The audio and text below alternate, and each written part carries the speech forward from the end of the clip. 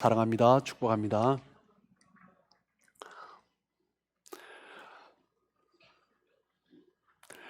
네, 사도행전 2장의 말씀을 함께 계속 나누고 있는데요. 사도행전 2장에서는 오순절 성령 강림의 사건을 다루고 있습니다.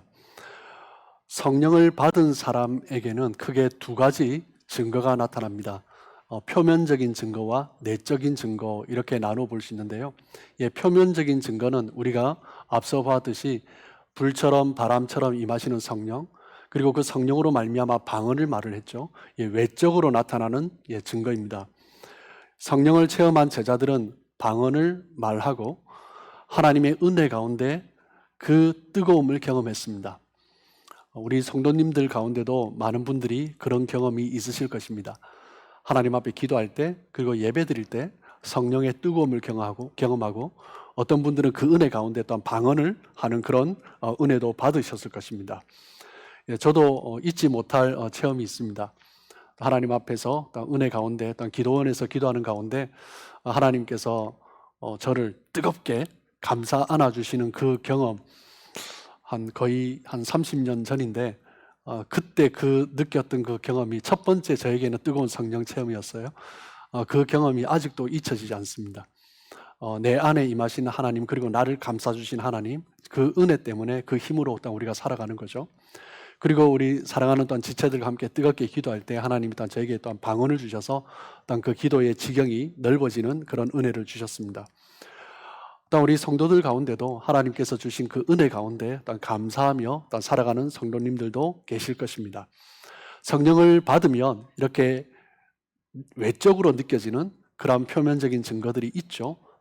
또 중요한 것은 무엇이냐면 내적으로 느껴지는, 내 안에서 느껴지는 내면적인 증거입니다. 내 안에 성령께서 임하신 증거가 나타나는데 그 증거에서 첫 번째 단계는 무엇이냐면 깨달음입니다. 깨닫게 되는 거죠. 내가 어떤 존재인지 나를 깨닫게 되는 것입니다. 성령이 임하시면 나의 죄와 허물이 깨달아지는 거죠. 그 죄와 허물이 깨달아지면 어떻게 될까요? 회개하게 되는 것입니다. 그래서 성령께서 임하실 때 나타나는 내면적 증거는 무엇이냐면 내가 어떤 존재인가를 깨닫고 회개가 터져 나오는 거죠. 주님의 그 십자가의 은혜 가운데 나 자신을 돌아보면서 내가 얼마나 허물 많은 자인지 돌아보며 그 하나님의 사랑을 묵상하게 되는 것입니다. 그 사랑을 묵상하면서 터져 나오는 것이 있죠. 또 무엇입니까? 눈물이 터져 나오는 거죠. 그 사랑에 감격하고 나를 사랑해 주신 그 은혜, 이렇게 보잘것없는 죄 많은 허물 많은 자를 사랑해 주신 그 사랑에 감격하면서 눈물이 터져 나오고, 그 다음 단계가 무엇이에요?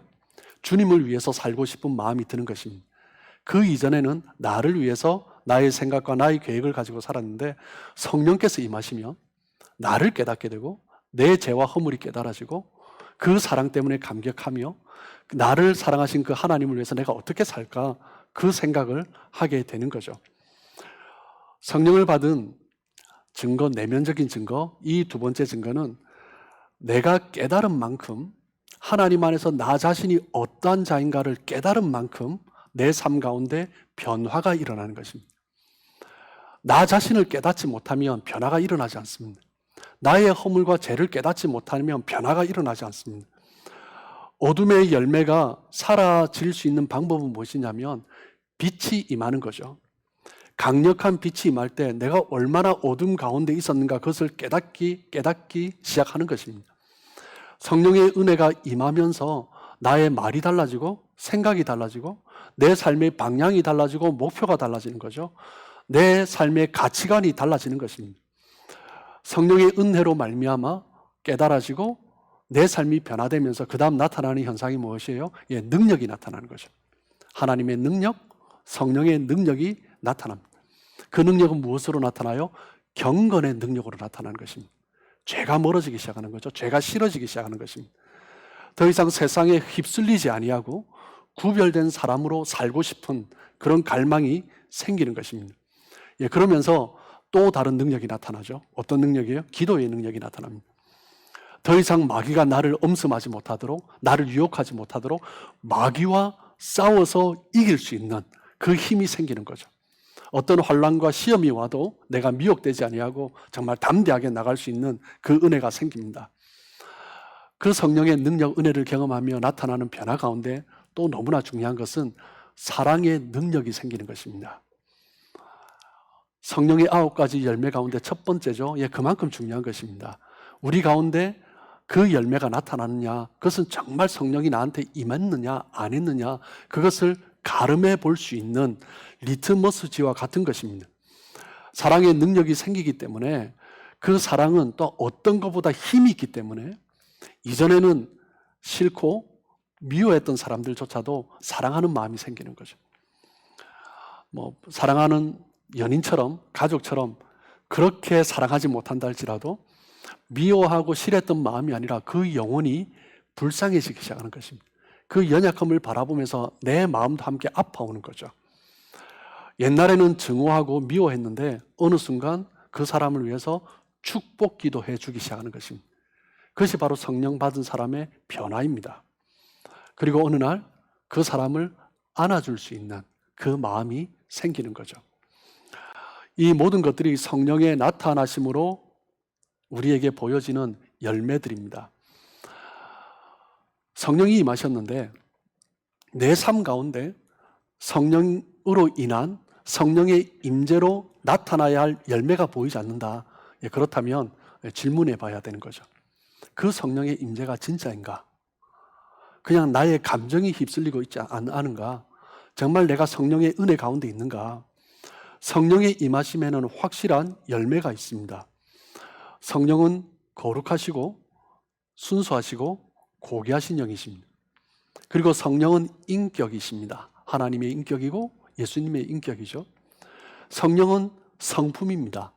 그래서 성령이 임했다라는 것은요, 내가 하나님의 성품을 가지게 되는 것입니다. 미워하고 증오하는 것은 마귀의 성품이죠. 원수까지 사랑하는 것은 하나님의 성품입니다. 성령을 입은 사람의 변화는요, 마귀의 성품이 아니라 하나님의 성품이 드러나는 것입니다. 이것이 얼마나 중요한지 모릅니다. 외적인 기적이 아무리 많이 일어난다 할지라도 그 성령의 은혜로 말미암아 내가 하나님 그 축복을 받았다고 말을 한다고 할지라도 여전히 교만하고 분쟁하고 다투는 마음이 내 안에 가득하다면 그것은 결코 하나님의 성품일 수가 없습니다. 성령의 영의 그 임재 안에 사로잡힌 것이 아니라 미혹의 영 가운데 끌려가는 거죠. 성령은 아름다우신 영입니다. 성령은 거룩한 영입니다. 그렇기 때문에 성령을 받은 여인은 아름다운 여인입니다. 성령을 받은 남성은 멋진 남자입니다. 그 삶이 어땠든지 간에 성령을 받은 사람은 변하는 거죠. 어느 순간 매력이 느껴지기 시작하는 거죠. 저 사람이 뭘까? 저 사람은 뭐가 다르지? 이런 마음이 생기는 것입니다. 그런 사람은요, 그 삶을 아주 멋지게 행복하게 살아갈 수 있죠. 배우자에게도 존경을 받을 수 있고 자녀들도 나는 우리 아빠와 같이, 우리 엄마와 같이, 우리 부모님과 같이 그런 삶을 살아야지 라는 그런 마음이 들게 하는 것입니다. 오늘 우리가 함께 읽은 본문은 신약교회가 시작되고 있는 본문입니다. 그리고 동시에 우리가 볼 수 있는 것은 신앙인이 어떻게 우리의 삶을 시작할 수 있는가, 그것을 볼 수 있습니다. 베드로와 같이 사도들이 예수님께 부름을 받아서 신앙을 시작한 것보다 오히려 오순절날 성령의 임하심을 경험한 그 베드로와 사도들의 설교를 듣고 예수님을 믿기 시작한 이 유대인들, 이 사람들의 모습이 오히려 우리와 좀 더 가깝지 않을까 생각을 해봅니다. 이 사람들이 예수를 믿음으로 말미암아 초대 교회의 구성원이 시작된 거죠. 어떻게 이 사람들의 신앙의 모습이 시작되었는가, 그것을 보면서 우리의 신앙의 출발점이 어때야 되는가, 나는 그 출발선에서 어떻게 살아가고 있는가, 그것을 우리를 돌아볼 수 있어야 합니다. 소심하고 겁 많았던 베드로, 예수님까지 부인하면서 거짓말까지 했던 그 베드로, 배반했던 베드로가 성령의 충만을 받고 나서 담대하게 말씀을 선포했습니다. 사도행전 2장 14절부터 36절까지 베드로의 설교죠. 그 설교의 결론이 무엇입니까? 36절입니다. 그런즉 이스라엘 온 집은 확실히 알지니 너희가 십자가에 못 박은 이 예수를 하나님이 주와 그리스도가 되게 하셨느니라. 베드로가 지금 전한 설교의 내용이 무엇입니까? 결론은 너희가 예수님을 십자가에 못 박아 죽였다라는 것입니다. 하나님이 주와 그리스도가 되게 하신 그 예수님을 바로 너희가 십자가에 못 박아 죽였다라는 거죠. 이 설교가 얼마나 강력한 설교인가. 이 설교 때문에 죽을 수 있는 거죠. 스데반이 이 설교 때문에 죽었습니다. 같은 내용의 설교를 했어요. 그런데 스데반은 돌에 맞아 죽었습니다. 베드로도 똑같죠. 자신의 생명의 위협을 받을 수 있는 상황이지만 말씀을 그대로 선포하는 것입니다. 그런데 감사하게 놀랍게도 이 베드로의 설교를 들은 그 유대인들 가운데 3,000명이나 되는 사람들이 예수님을 믿게 되었습니다. 한 번의 설교로 3,000명의 사람들이 예수를 믿게 된 것, 성령님의 임하심의 결과죠. 그런데 그것보다 더 중요한 것은 무엇이냐면 어떤 과정을 통해서 이 사람들이 예수님을 믿게 되었냐라는 것입니다. 베드로의 설교를 듣고 이들이 가장 먼저 보인 반응은 무엇입니까? 2장 37절입니다. 그들이 이 말을 듣고 마음에 찔려 베드로와 다른 사도들에게 물어 이르되 형제들아 우리가 어찌할꼬 하거늘. 그 베드로의 설교를 듣고 이들이 마음에 찔립니다. 어찌할꼬. 마음에 찔렸다는 것이 뭐예요? 내가 예수님을 죽였다라는 거죠. 회개의 시작은 무엇입니까? 나 때문에 예수님이 죽으셨다라는 것입니다. 나의 죄 때문에 예수님이 죽으셨다라는 거죠. 그때 이 사람들이 찔리기 시작합니다. 그래서 자신들이 어찌해야 되는가 그것을 묻고 있습니다. 성령이 임하시면 가장 먼저 나타나는 반응이 무엇이라고요? 내 죄가 깨달아지는 것입니다. 내가 성령의 은혜를 받았다면, 그리고 그 성령의 은혜 가운데 있다면 내가 어떤 죄인인가 그것을 깨닫고 살아가는 거죠. 요한복음 16장 8절입니다. 그가 와서 죄에 대하여, 의에 대하여, 심판에 대하여 세상을 책망하시리라. 여기서 그가 누굽니까? 보혜사 성령님이죠. 성령님이 오시면 우리의 죄가 무엇인지, 우리가 정말 의롭게 살아가고 있는지, 그리고 어떤 심판이 있는지 성령께서 책망하시는 거죠. 우리의 마음을 찌르시는 것입니다. 세상을 따라가고 죄를 지으면 성령께서 꾸짖으십니다. 우리의 마음을 고통스럽게 만드시는 거죠. 마귀의 유혹에 미혹되면 성령은 책망하십니다. 우리가 잘못된 길에 들어서면 우리가 돌이킬 수 있도록 성령께서는 책망하심으로 말미암아 회개케 하시고, 그리고 예수님의 그 길을 따라가게 하시는 거죠. 유대인들이 우리가 어찌할꼬라고 물을 때 베드로가 대답합니다. 2장 38절입니다. 베드로가 이르되 너희가 회개하여 각각 예수 그리스도의 이름으로 세례를 받고 죄 사함을 받으라. 그리하면 성령의 선물을 받으리니. 우리가 어찌할꼬 찔려서 우리가 어찌할꼬 묻는 그들에게 베드로가 뭐라고 말을 합니까? 부드럽게 돌려서 말하지 않고 직설적으로 말을 합니다. 회개하라라는 거죠. 유대인들은 이 회개하라는 메시지를 3년 전부터 듣고 있습니다. 마태복음 3장 1절 2절 말씀을 보시면 그때 세례 요한이 이르러 유대 광야에서 전파하여 말하되 회개하라 천국이 가까이 왔느니라 하였으니, 회개하라 천국이 가까이 왔느니라. 3년 전에 그 세례 요한이 선포했던 메시지입니다.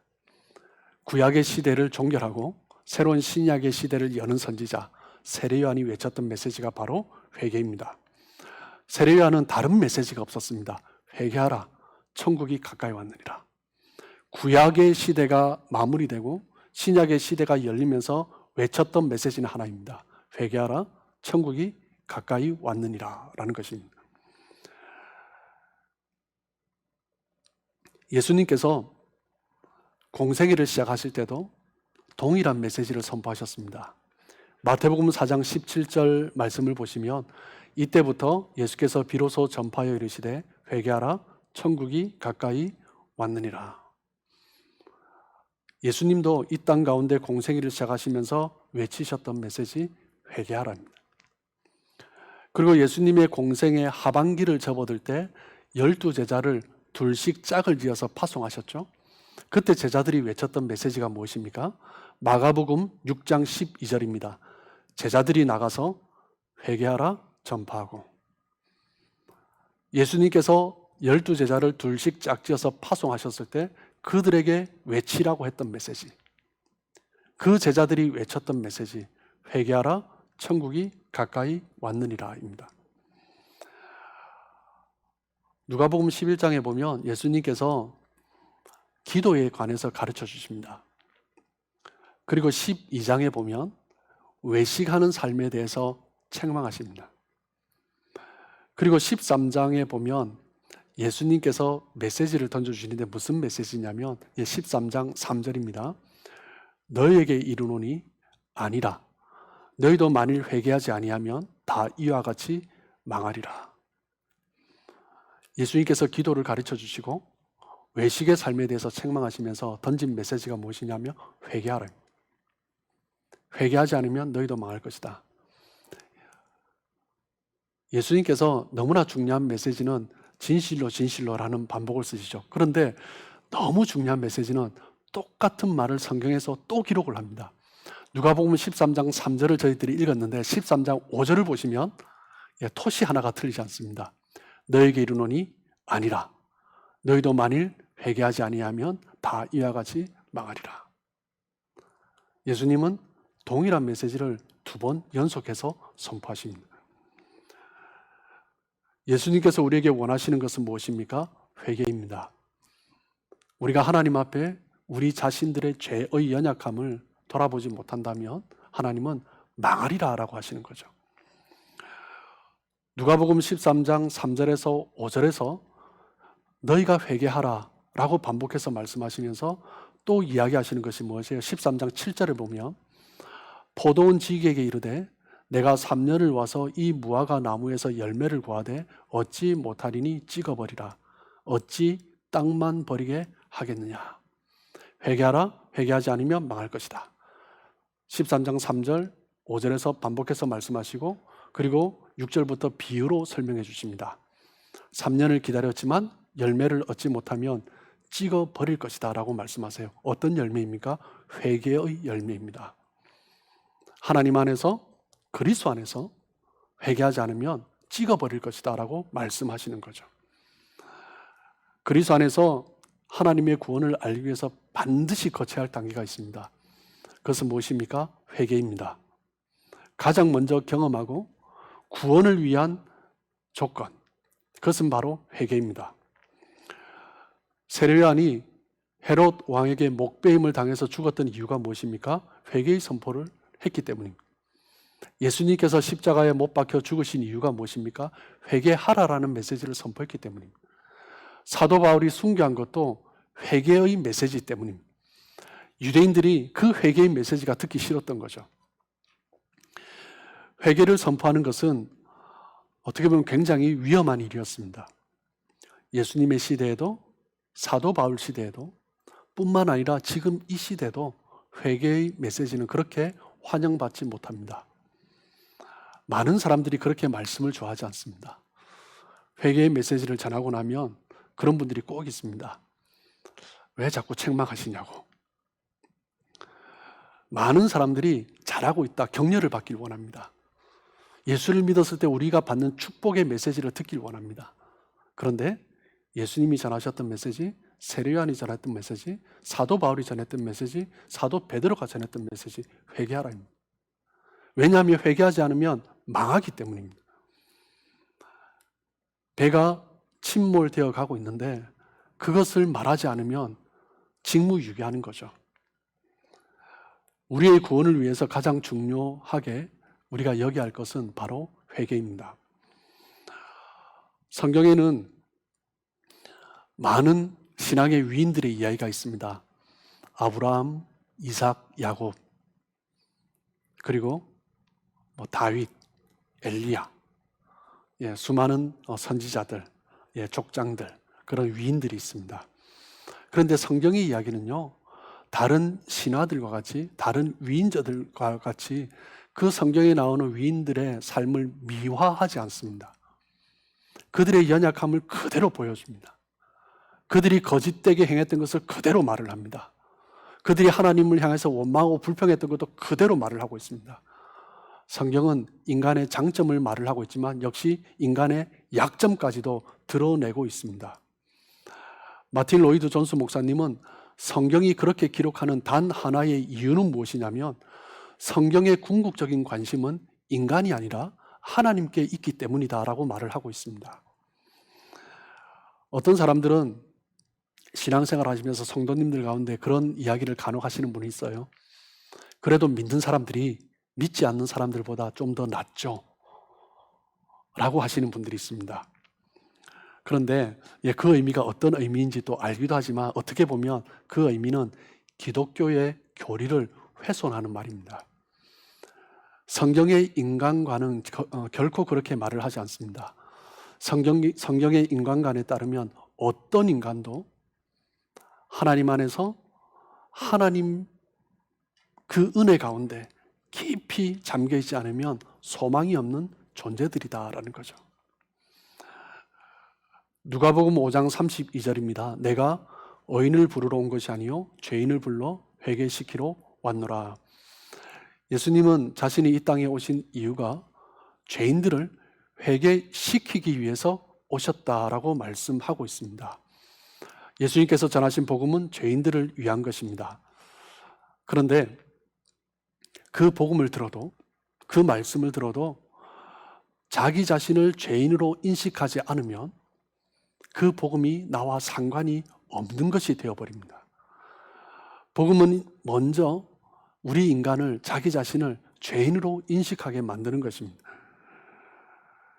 회개를 다루지 않고는 결코 신앙인으로, 그리스도인으로 나아갈 수 없는 거죠. 십자가의 복음을 경험하려면, 십자가의 은혜 가운데 거하려면 반드시 회개라는 단계를 거쳐야 합니다. 그렇기 때문에 회개 없는 신앙, 회개 없는 구원은 있을 수 없는 것이죠. 성경책도 회개하지 않는 사람과는 아무런 상관이 없는 책입니다. 회개하지 않는 사람 가운데도, 문학을 전공하는 사람 가운데도 성경책을 많이 읽는 사람이 있습니다. 세상의 철학자 가운데 성경을 많이 읽는 사람이 있습니다. 그런데 회개가 없으면 이 성경책은 아무런 상관이 없는 책입니다. 사도행전 2장 38절입니다. 베드로가 이르되 너희가 회개하여 각각 예수 그리스도의 이름으로 세례를 받고 죄의 사함을 받으라. 그리하면 성령의 선물을 받으리니. 회개할 때 우리에게 주시는 선물이 무엇입니까? 죄의 사함을 주시고 그리고 성령의 선물을 주십니다. 하나님께서 우리에게 주시는 최고의 선물은 무엇이에요? 성령이십니다. 누가 받을 수 있습니까? 회개하는 자가 받을 수 있는 것입니다. 입으로 회개하는 것이 아니라, 말로만 회개하는 것이 아니라 가슴으로 찢으며 통곡하며 울어보는 그 회개가 있어야 하는 거죠. 자신의 죄에 대해서 철저히 회개하는 그 회개가 있을 때 성령께서는 선물을 주시는 것입니다. 제자들이 기다리며 기도했습니다. 그때 성령이 임하셨습니다. 제자들이 예수님과 40일을 보내고 난 이후에, 그리고 열흘을 기다리며 기도했습니다. 열흘 동안 무엇을 기도했겠습니까? 예수님과 함께 했던 그 3년의 시간들, 그리고 그 예수님을 온전히 따르지 못했던 자기들의 연약함, 예수님을 십자가에 못 박히도록 내버려 두었던 자신들의 죄악, 어리석음, 그것들을 회개했겠죠. 제자들이 그 자신들의 죄를 철저히 회개하며 나아갈 때 자신의 연약함이 보이면서, 죄악이 보이면서 하나님 앞에 통곡할 수 있었고, 그때 성령께서 임하셨던 것입니다. 오직 기도에 힘쓰며 하나님 앞에 나아갔을 때 자신이 깨달아지고, 그 자신을 깨달은 그 영혼에게, 회개하며 나아가는 영혼에게 성령은 거룩하시기 때문에 죄에 대해서 회개한 영혼에게 임하시는 것입니다. 누구든지 예외 없이 죄를 회개하고 죄의 사함을 받은 후에 성령을 경험할 수 있게 되는 거죠. 베드로의 십자가의 복음을 들은 유대인들은 자신들의 죄를 깨달으면서 뭐라고 말을 합니까? 우리가 어찌할꼬. 말씀을 들으며 복음을 들으며 가장 먼저 나타나는 반응. 우리가 어찌할꼬. 하나님 앞에 섰을 때 가장 먼저 나타나는 반응. 우리가 어찌할꼬. 죄가 깨달아지는 것입니다. 그런 죄인을 용서해 주시는 하나님의 사랑을 깨닫고, 그리고 하나님께서 나를 통해서 원하시는 일이 무엇일까? 그것을 찾게 되는 거죠. 그러면서 하나님께서 기뻐하시는 일을 하게 되는 것입니다. 하나님의 은혜가 올 때 우리에게 주어지는 축복, 자신의 죄가 깨달아지는 거죠. 자기 인식이 생기는 것입니다.